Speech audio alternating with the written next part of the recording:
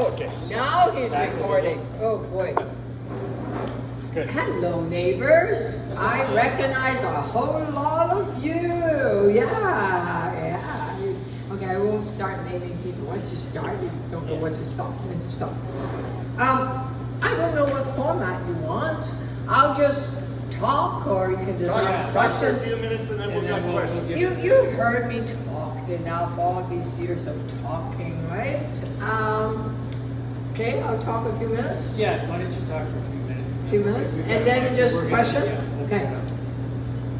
Some of you may wonder, Olivia, I thought you retired. What the heck are you doing here, right? Lynn Adamson is saying, yeah. Well, Tim, that Institute for Change Leaders connected me with a whole lot of people that are so passionate about making changes, young and old. A lot of them are childcare workers, wanting for a national childcare program. Some of you may remember how I pushed several decades, right? And personal support workers, Black activists, indigenous folks, you name it. Midwives, that's right. Oh my God, yeah. People that have been assaulted by their of their superior in the RCMP that want justice. I came across all these passionate people that wants to make a difference. And what I did was teach them how to unleash their internal power and work with others and organize for change. And looking at all of you, you've all done that. But sometimes when you're just starting out, you don't think anyone can hear your voice. You don't know whether childcare is it federal, is it provincial, is it municipal, all of the above, and or is it the local childcare board? You know, it just gets complicated. So that all those years of training, and it was very rewarding because you're really building from the grounds up. And in the 30 years before, it was doing things not necessarily from top down, because that's never been my style, all of you know, but really through legislation, power inside an institution. And I never thought of running at all. Tim, those of you that have talked to me recently, you know, I thought, man, no, I'm done with elected politics. It's Mike Layton, it's Joe Cressy, all those people, right? And I think you and I could agree, this city needs help. Yeah? There's no doubt about that, yeah. Things are not the way it should be. People should not be sleeping on our subway cars and on the streets. We always have people, a few people on the street, but not the extent that we are seeing. And back in the old days, because I'm old, 95% occupancy in shelter. We're protesting. We said, wait, no, they're still full. Now, hundreds of people are turned away from shelters. That's like decades of not building affordable housing. So when Mike Layton said, oh, come on, I really need to take care of my kids, I thought, okay. And I looked at who's running, and I thought, oh no. So I said, okay, I'm gonna do this. Because I do have the experience. I do know what people need, because I've been connected. And I know through the years of working with all of you, the power of people coming together. And you can feel it. You can feel it in a room, you can feel it in a movement. And we know that's what power is all about. It's not about a mayor or a city council or someone rich or famous, whatever. It's really people. And I thought in this time, when the challenges are so immense, I will step up. I cannot stand by. That is not my style. I'm not going to stand by. I'm going to go in and try to fix things together with you. So let's explore what we can do together tonight, because I know all of you have lots of knowledge. Let's do that exploration. I'm open to any questions. I'll be brutally honest, and let's do it. Let's do it. Show of hand, you can hold. Okay. Questions are to be kept short, 2-3 sentences, no speeches, please. And I'll take hands and try and keep a record of who's next to ask a question. Where's the mic? Olivia has a mic, and there's another No, mic no, that no. I will take it over there. I'll move the, if you want to say something, you can operate the mic over. So I've got Lynn first. Anyone else? Yourself? Carl, thank you. By the way, while you're getting the mic, I want to thank Tim and Hi for putting it together. It's always wonderful to connect with neighbors. I'm not quote annex. I'm on Huron. I'm way south, south of College. Grange. It's not quite Grange. It's Chinatown Grange. I don't know, between Upper Grange, okay, between College and Dundas, Upper Grange. Okay, while Lynn is getting the mic, why don't we start with you? You get my mic. Okay. I figured it out. My big worry and my question is there a strategy to deal with splitting the progressive vote? Or avoid splitting the progressive vote? It's a very good question.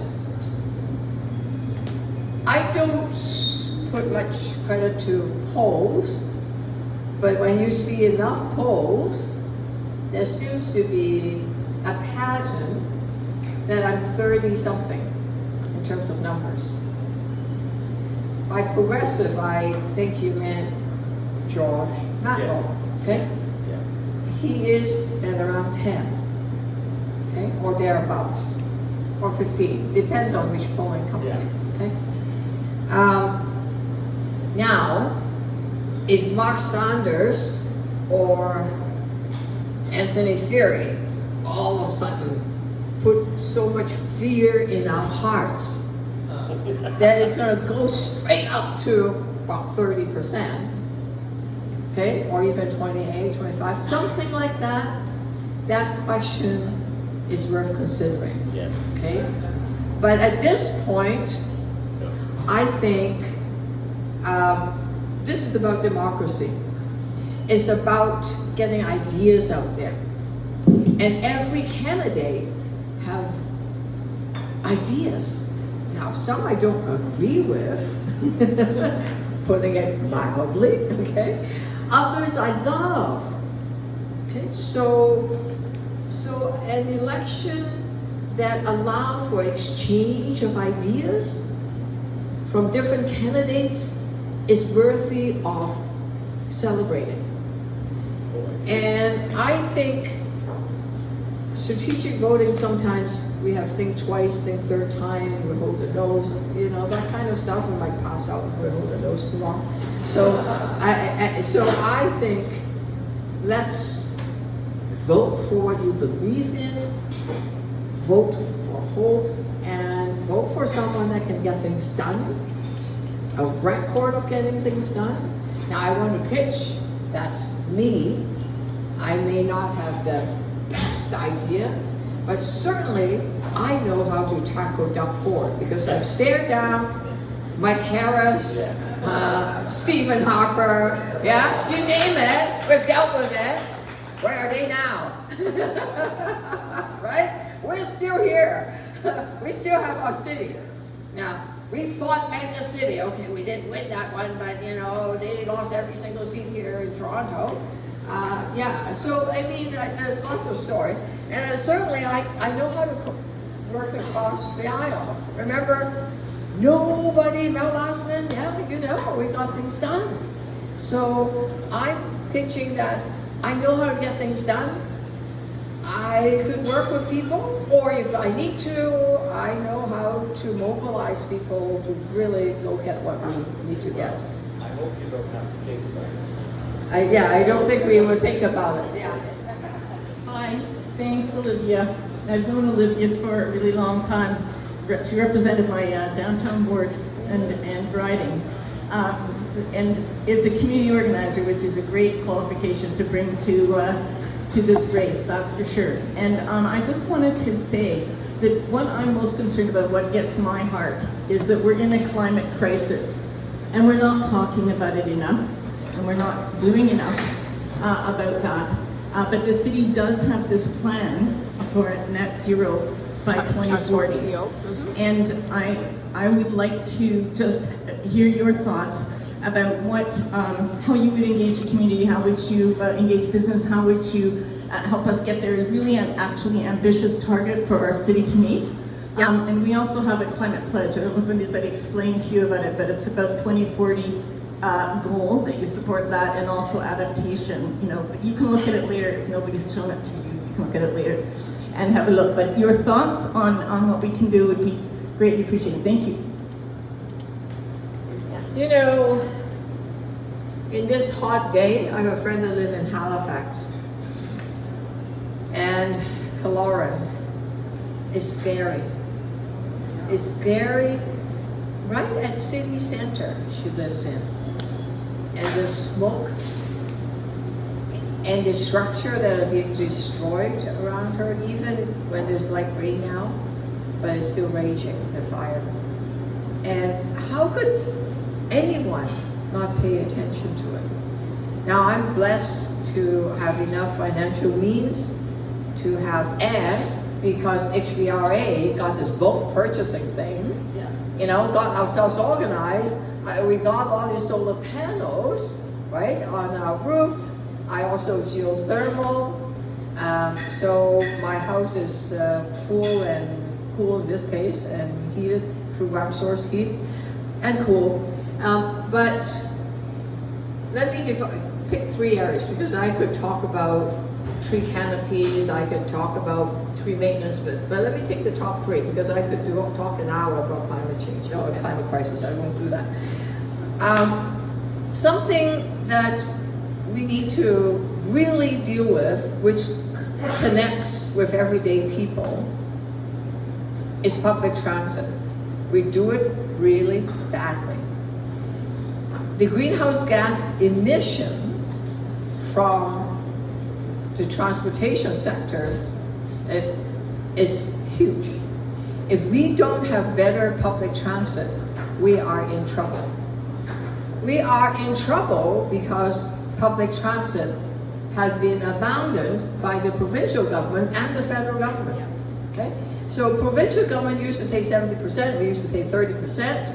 Mike Harris came and changed that. We now pay 100%. And I often watch GO Train going by and I'm like, okay, Government of Ontario is paying GO Train.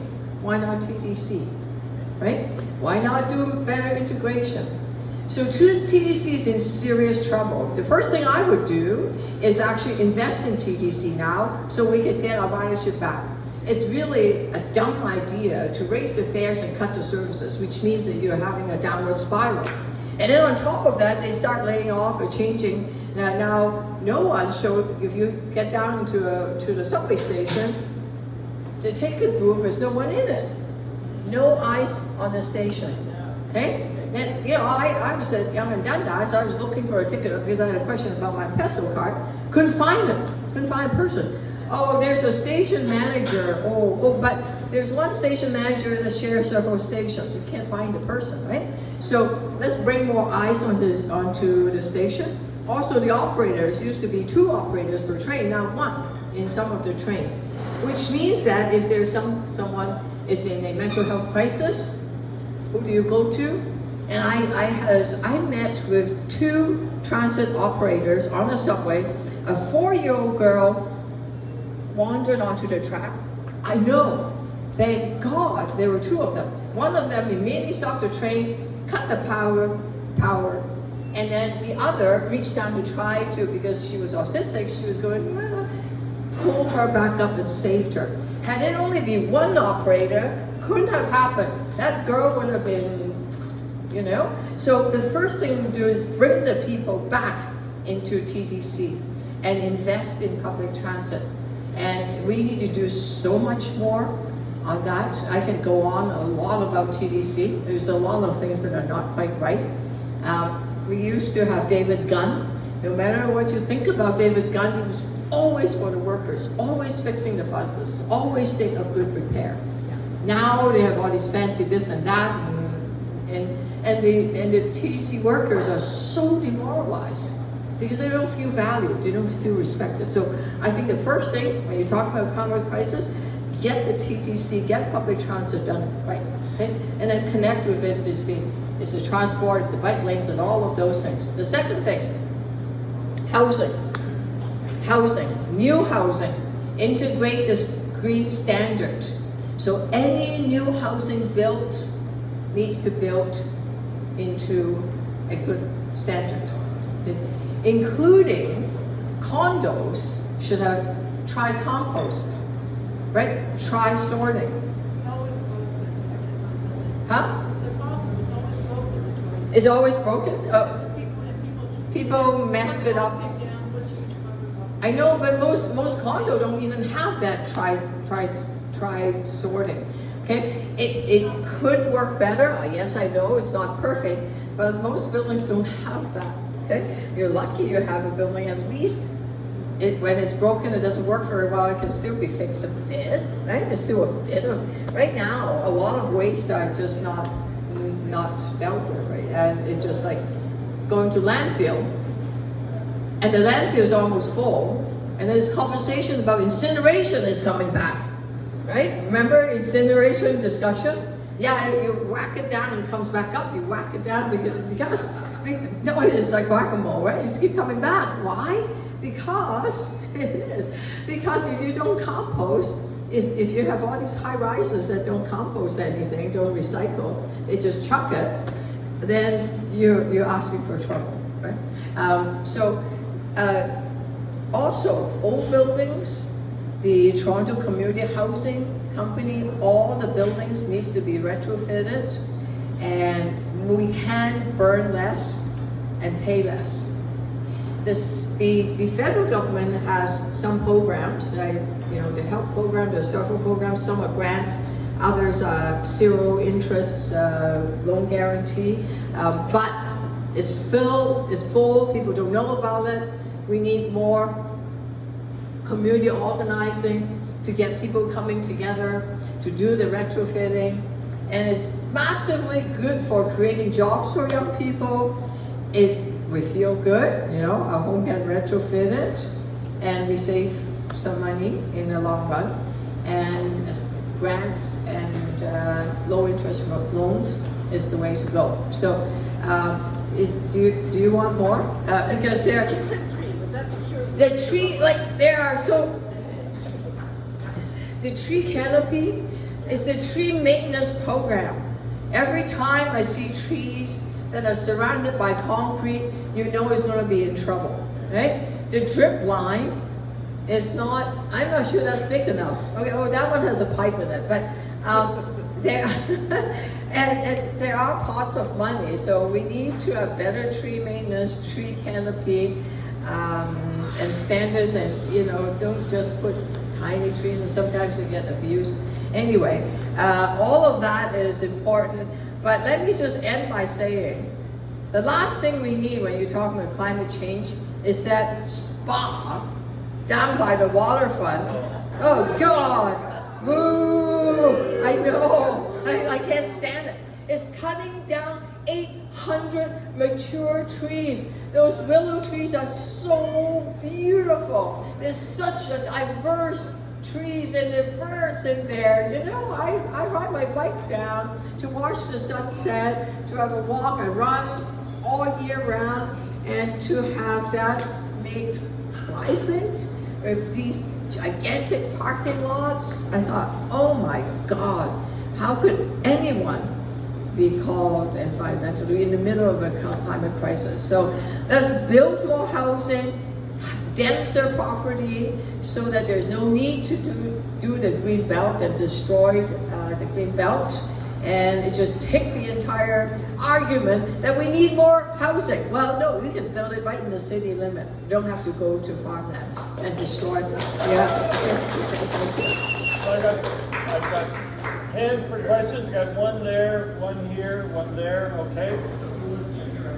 Right, Adrian, right behind you there. The other microphone. Hi, Olivia. Hi, Adrian. That's Adrian. I'm so glad you're running. It made me very, very happy. So my question to you is this.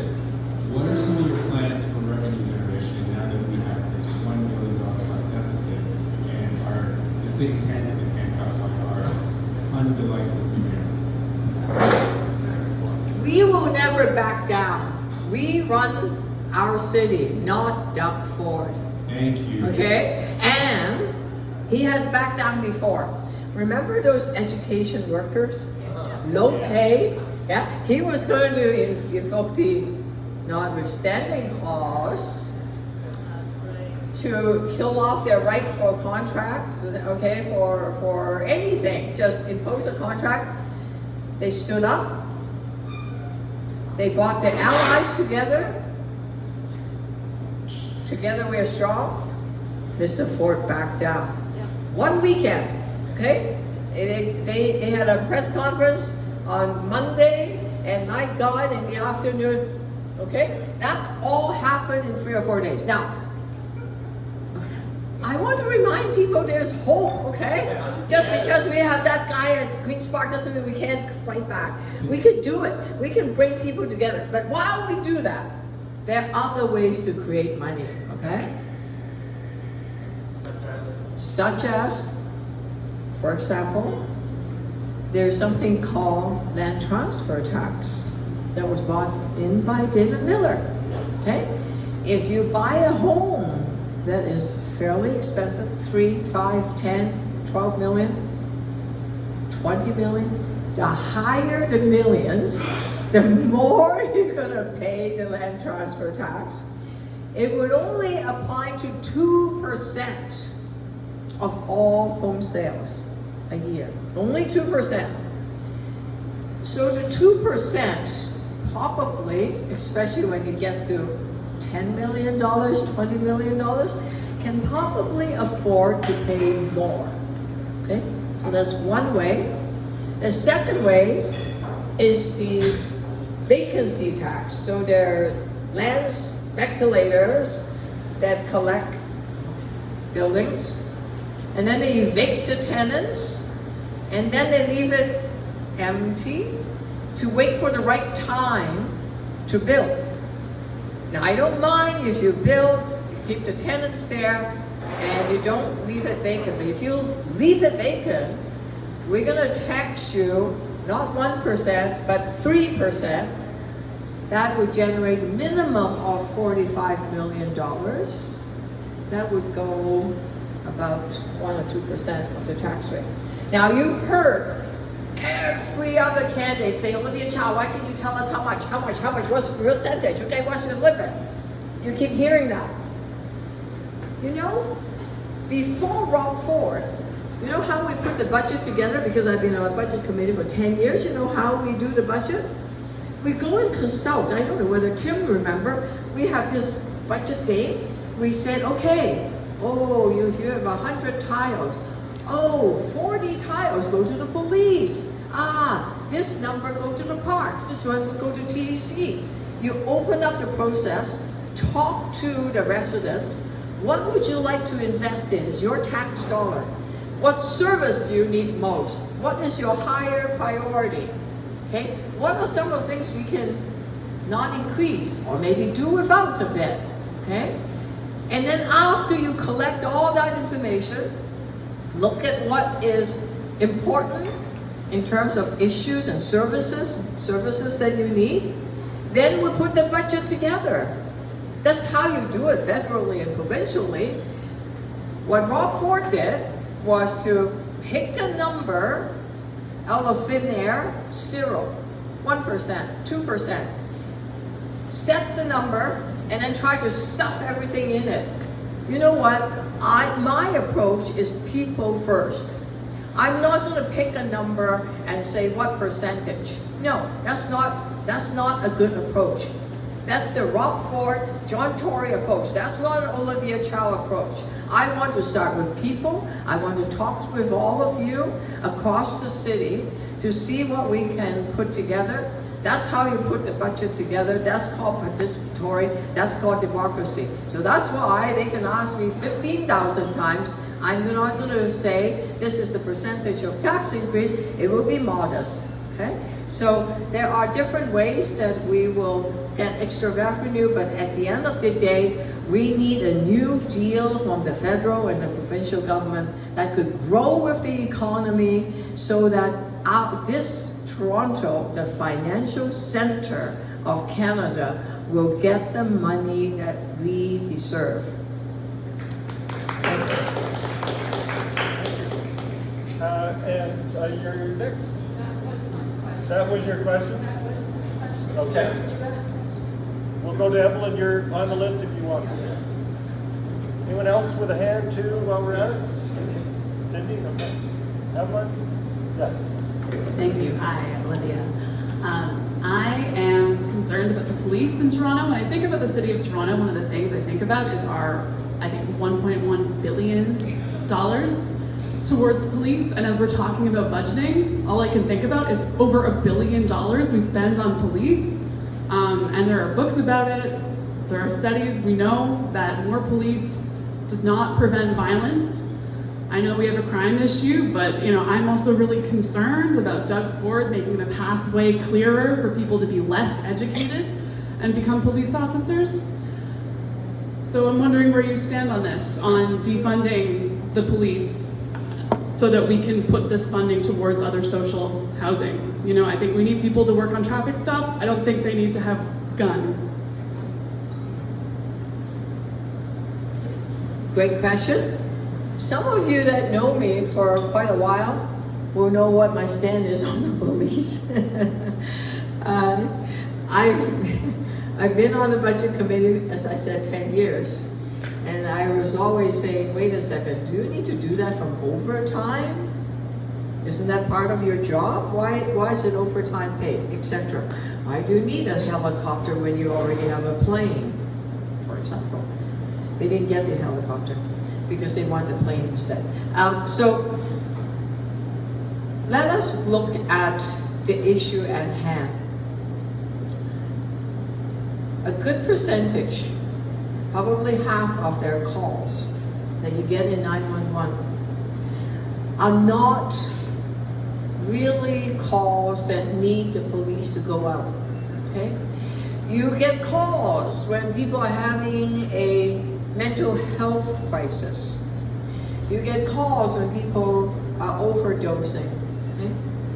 So the city began to, through Mike Layton and other good people, slightly biased, started to create the Community Crisis Service, okay?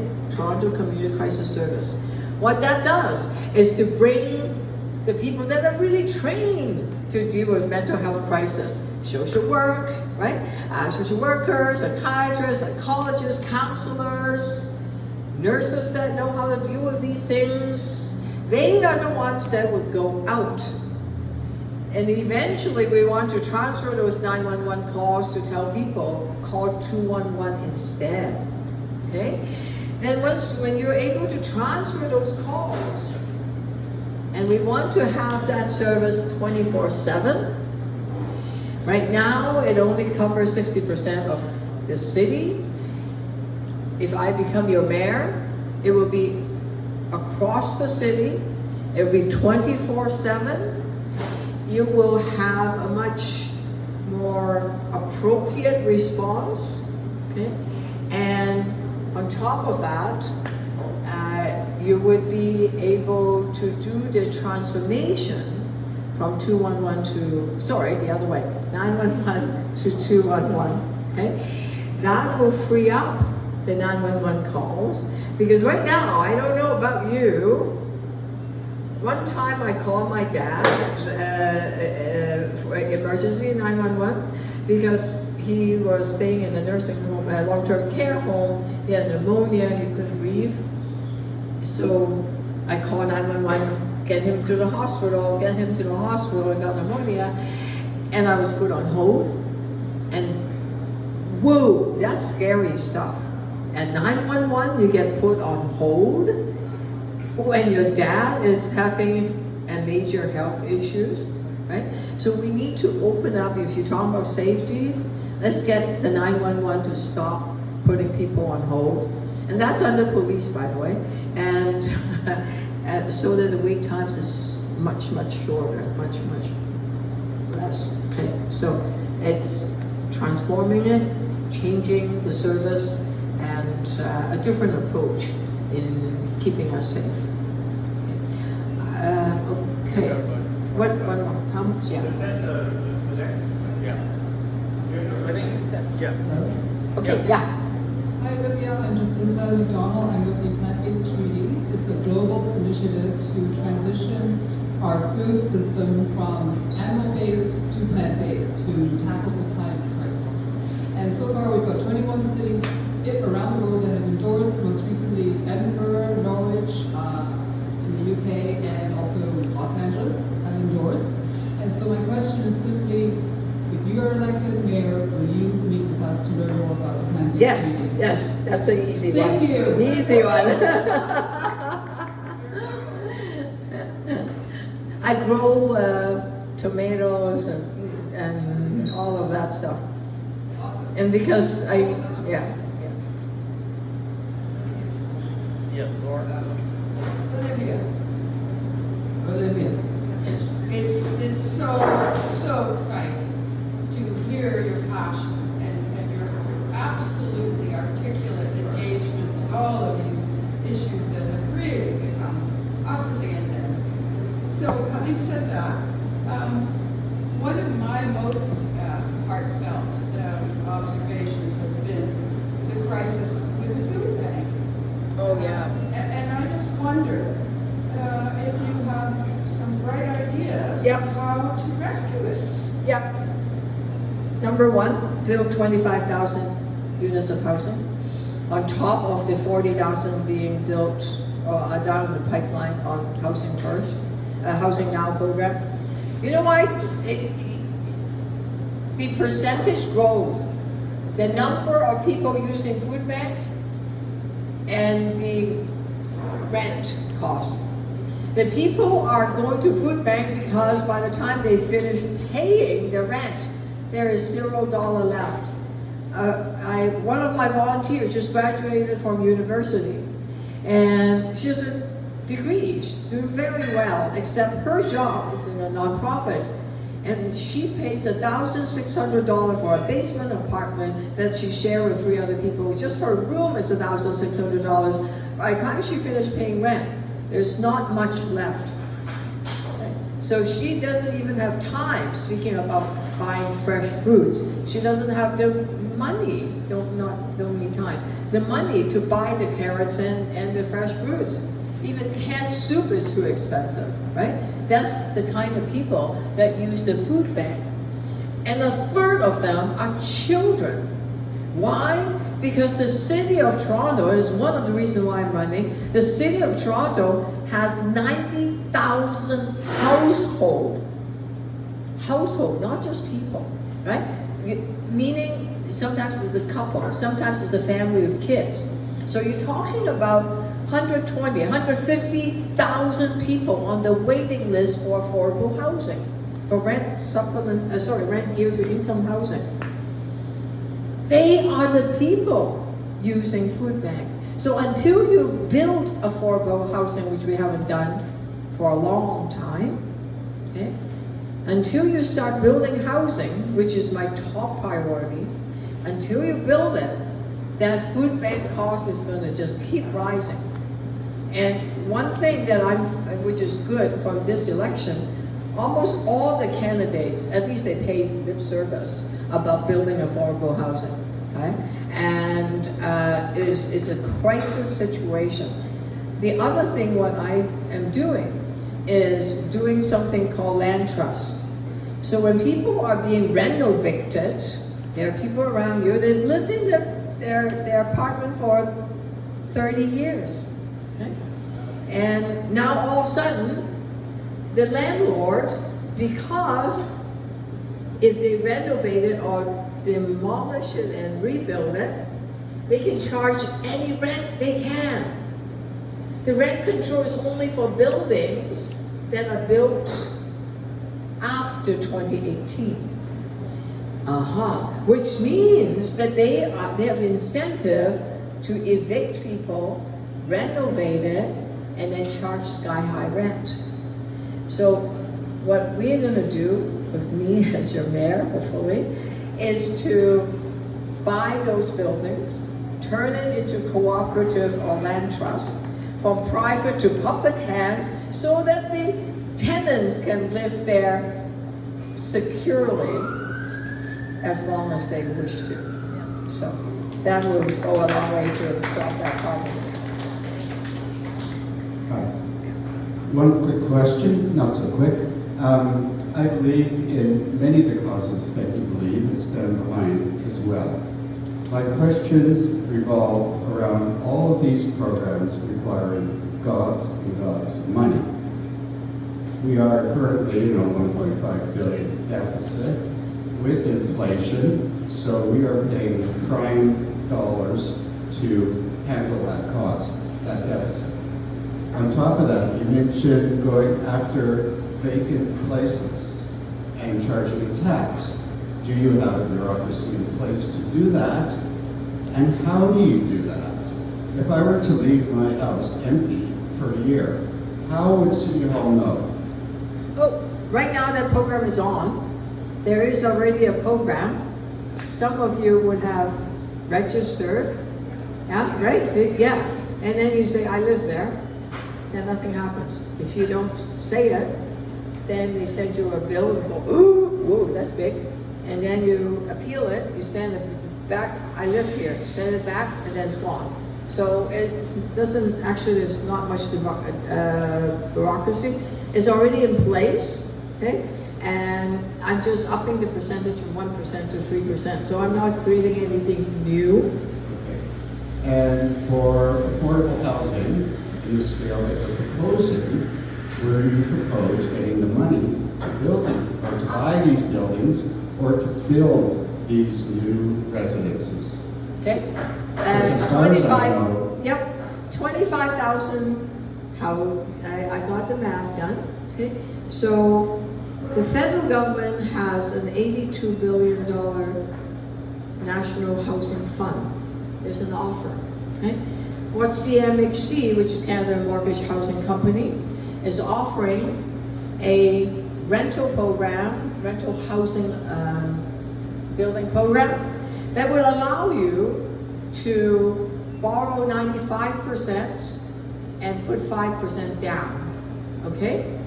Lots of people, lots of developers are doing it. So the 5% down, you need approximately $400 million. They have a second program that's called Housing Acceleration Fund. That would pay majority of it. The City of Toronto piece, we cost shared with the federal government, is about 1/3 of 1% of your tax increase. It amounts to $11 a year. I think you can handle $11. You might have spent $11 already today. Maybe, depends on what you order. So that's $11 a year, okay? And between those two programs, the City of Toronto can then build 25,000 units of housing. But you know what's the difference? The City of Toronto, before Mr. Harris and Mr. Harper, used to build 32,000 units of housing, okay? It's called the Metro Toronto Housing Corporation, seniors housing, okay? And then they were building something called City Home. If you go to the St. Lawrence neighborhood, right? The David Crombie Park, surrounding it, there are cooperatives, there are housing. You cannot tell which one is a condo, which one is a government housing, because it's mixed income. Whether you're rich and poor, you live together into a building, into a neighborhood. And it's a wonderful wonderful neighborhood because it works. It's safe and it's perfect model. And then, last 10, 15 years, the city of Toronto walked away and did not build any housing whatsoever. It stopped. Why? And Why did they make that decision? you need to ask John Tory that question. You need to ask Rob Ford that You're a question. person on the inside, so you should. No, I was not elected. I'm sorry. Or weren't you on the budget committee? No, at that time we were building, excuse me. Okay, let me do some math. I'm not understanding. No, okay. Wait. So I was elected, I was your local councillor. Ooh, it's raining. I was your local councillor up till 2006. And then I became a member of parliament till 2014. And then I taught. So during that 10 years or 15 years, Mr. Ford was your mayor, and then Mr. Tory was your mayor. Do not ask me why they would not build affordable housing. They could have, especially the federal government has a program to say, please build. Now the program is not perfect. It needs a lot of refinement. But that's why I'm running for office. It's time that we get back into building affordable housing, because when we don't do that, you see the impact on the street. It's unforgivable.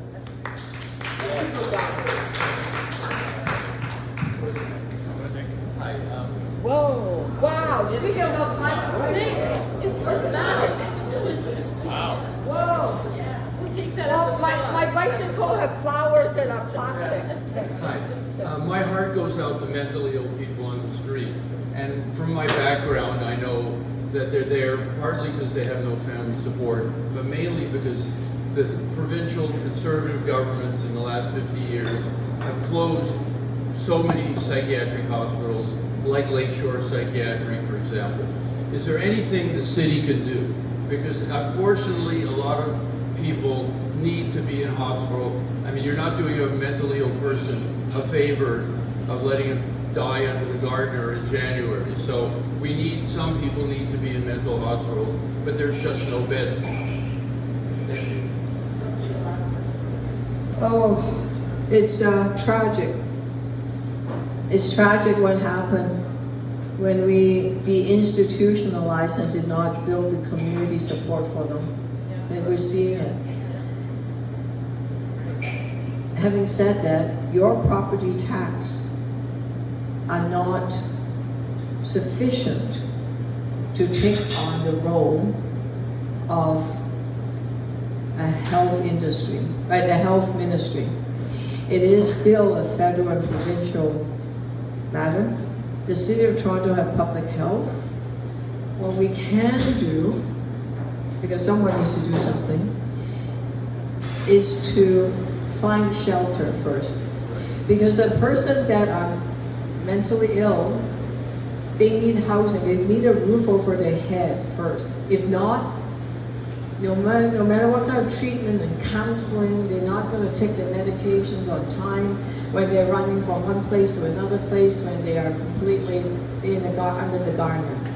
So get a shelter over them first through rent supplement, which is up.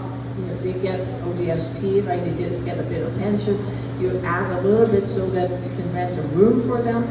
Then you provide wraparound services, which is the service that a lot of community groups, Queen Community Center, Dixon, Halls, and Christopher, they are angels.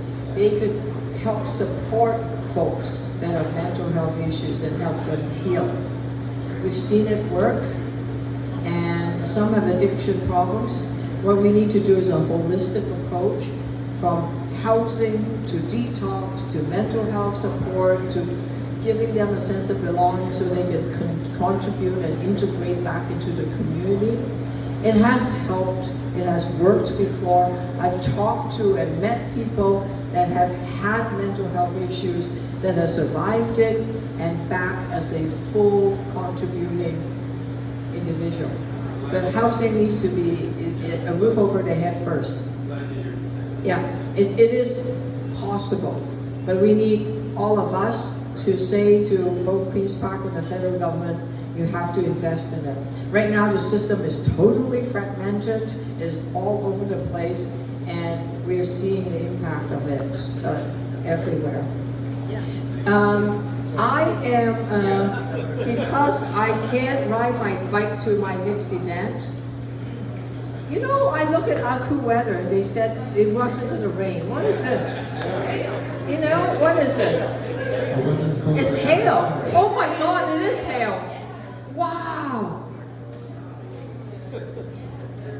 Okay, Lynn Adamson, you know your question about climate crisis is proving it. I have some Centennial student wanting to ask questions. No? Okay, we don't have to worry about that. Okay. You haven't asked anything. Here. In terms of housing, have you ever thought of partnering with organizations like Options for Homes? Yes, absolutely. They're really They've good. been able to build housing in the past 15 years where there's government. Yeah, with the federal government. Yeah. Yeah, so Options for Homes. Absolutely. There are quite a few. They know how to do it efficiently. Absolutely. The question is, a lot of nonprofit, there are lots of really spectacular nonprofit organizations out there. I know Options for Home quite well, and they are using the same program that I was just describing, the federal government program. You know what the City of Toronto have to do? The City of Toronto have to get out of their way, because right now, for them to get an approval from the City of Toronto, it takes 2-3 years, which is outrageously too long. Okay, especially from nonprofit organization. Let's get on with it. So we have a planning department that are, well, it's not just planning. They're not coordinated. It's not very efficient. So you have planning, and then legal, and then the parks, and then you know, and building. They need to be coordinated so that it's one-stop shop and you get it approved just right there. If not, right now is you get everything, and then a person goes on holiday, or they change job, change position, and start all over again. And then after that, the planning department goes to legal department, and then you know, 3 months, 6 months. They don't even tell you how long it would take. And where there's a mosque building housing on their parking lot, which I know a few are, Chinese Cultural Center also building on their parking lot, which is great. So there's all these nonprofit organizations coming to the table and saying, we want to build affordable housing, and we want to use the federal government program, except it's taking so long for them to do it. One advantage when the city comes in, rather than individual applications, we could batch all of them up and say, okay, we are doing 25,000 units, one shot. Rather than individual application, we're going to submit the whole thing so that it would be fast. Right now, each individual developers or individual nonprofit organizations go and apply, and then 2 years later, still waiting, 3 years later, which is like, there is a housing crisis we need to build, right? So we can do it a lot faster. Tim, well, okay, the second round, I actually have to get going, and Abra, it's at 7:07. Can I make that as the last question? And I think there are some student that needs to, no, I assume there isn't. Then I'm going to run away because I need to go to another event and I don't want to be late. And this may make me late. I'll be real quick. Yeah. Okay, so now that we have this debacle of this spa being built in the third place, You have to speak a bit louder. I do have a what hearing. can we do about the spa that's being built in the third place? Accordingly, they pretty much started planning for it. We can't hold back that any land because it's only one part of it that leads into it. What can we do about this spa that's going on? That's about to be known. Well, we're not giving them that land. They eventually need to get that land. What about the parts that they can't there is not a huge amount that we can do, but they cannot do that whole development. The second piece of it is they're using the science center as an excuse, okay? The science center needs to stay where it is. It needs some investment because it's purpose built right in that spot. It's the first science center in this world, and now there are 2,000 more. How could we destroy it? When Mariama built it, it was built to last 7 generations. So we have to protect the science center, and we have to keep the Ontario Place public. What we can do is outlast this government maybe, right? And talk to the people that have member of provincial parliament that are conservatives, not in this neighborhood, but there are other neighborhoods. There are at least 8 neighborhoods in the city of Toronto where they are conservatives, including those that are around the Science Center area. So I think the plan and what we need to do is to talk to as many of the residents outside the downtown area and connect with the inner suburbs to talk about why destroying Ontario Place is terrible, why Science Center needs to stay where it is. Okay? But Mr. Ford is not going to listen to him. He only listens to the developers. He doesn't care about the people. He doesn't care about the courts. He's proven that already. Well, Science Center is on City of Toronto land. Okay, it is through the Toronto Conservation Authority. Okay, so it is a 99-year lease, and the lease very specifically said it is for the use of Science Center. It's not for development. It's not for housing. What about Ontario Place? We were losing Ontario Place. I know. I can't answer that question completely because I love the West Park, the West Beach. I wish they didn't block it off recently. But I was just paddle boarding down there. I would not give up. Okay? We would lose 1 or 2 battles, but eventually we will win. Okay, so I do not think that the Science Center will get moved down to Ontario Place, and I do not think that spa will one day get done. So I'm going to stay hopeful. Okay, thank you so much, everybody, for allowing me to share some time. Thank you, Olivia. I hope that helped people decide how to vote, or who to vote for. I just want to remind you that we have taped this entire session, and if we have your email address, we'll send out a copy or a link to the video. If you want to leave me with your email address, or if we don't have it, please do, and we'll get it out to you. Anyways, thanks again, and thanks for coming. Okay, and if you go to Ontario Place on Sunday at 12 noon, there's a picnic right where that fence has been put up. And Ontario Place for All, join that initiative. And what Olivia said, talk to anyone with MPs that are conservative, because the pressure needs to come from constituents of those MPs, but not to give up, like what you said about that, because it's time to fight back and claim that waterfront for our own communities, right? So.